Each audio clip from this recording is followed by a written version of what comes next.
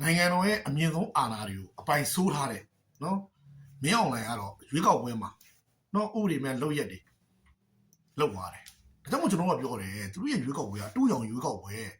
စစ်တပ်ကဦးစီးကျင်းပတဲ့ရွေးကောက်ပွဲကသူစစ်တပ်ကအလိုကျအဖြေပဲသူတို့ထွက်လာမယ်ဆိုတော့ကျွန်တော်တို့သိတယ်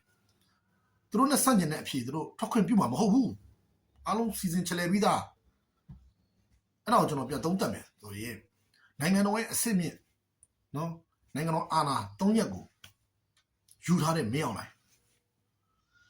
ပြည်သူရဲ့ဆန္ဒမဲတပြားတစ်ချက်မှမပါမပြီးပဲနဲ့ဆန္ဒမပါပဲနဲ့နိုင်ငံတော်သမ္မတယာယီသမ္မတယူထားတဲ့အခုနောက်တစ်ခုကစစ်ကော်မရှင်ဥက္ကဋ္ဌဆိုပြီးတော့ယူထားတဲ့ယာတို့ကတစ်ခု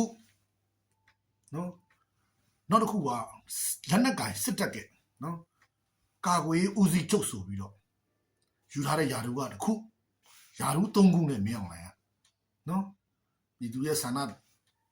စ်ခုမှမပါပဲနဲ့သူ့သဘောနဲ့သူရယူထားတာဟုတ်ပြီအခုရွေးကောက်ပွဲမှာနော်စစ်တပ်ကလက်နက်ကင်ကာကွယ်ရေးဦးစီးချုပ်တယောက်အနေနဲ့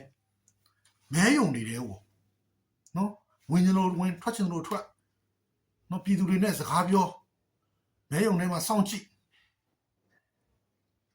အဲ့လိုနိုင်ငံတကာဥပဒေမှာနိုင်ငံတကာရွေးကောက်ပွဲတွေမှာအဲ့လိုလုပ်တာမရဘူးဒါပြည်သူတွေကိုချင်းချောက်တာပဲလက်နက်ကင်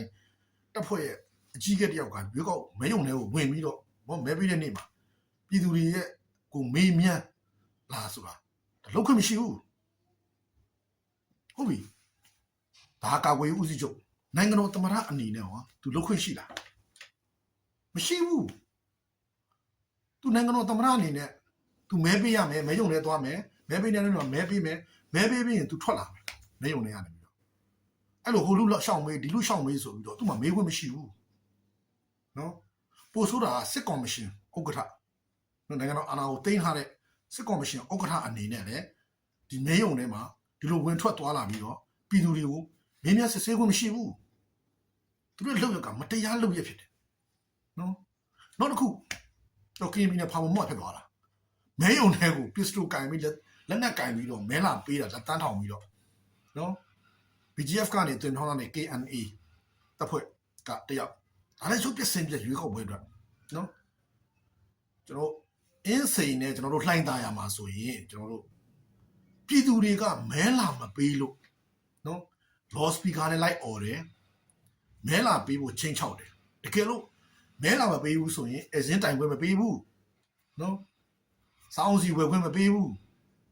စစ်မှုထမ်းခေါ်မယ်ဆိုပြီးတော့ချင်းချောက်ပြီးတော့မဲယုံကိုမရောက်အောင်ရက်ကွက်အုပ်ချုပ်ရေးမှုတွေအာဏာပိုင်တွေကအတင်းမဲလာပေးခိုင်းတယ်ဒါကရုပ်ပြစင်ပြနိုင်တဲ့ရွေးကောက်ပွဲလုံးမှာပဲဘာလို့လုံးမလဲဆိုတော့နိုင်ငံတကာဒီရွေးကောက်ပွဲကအတူရောင်ရွေးကောက်ပွဲဆိုတာလည်းသိတယ်နိုင်ငံတကာကလည်းလေးလာစောင့်ကြည့်တဲ့လူတွေမရှိဘူးသူတို့နိုင်ငံတကာလေးလာစောင့်ကြည့်တဲ့ဖွဲ့ဆိုလို့သူတို့နဲ့ပနာတင်တဲ့တရုတ်တို့အိန္ဒိယတို့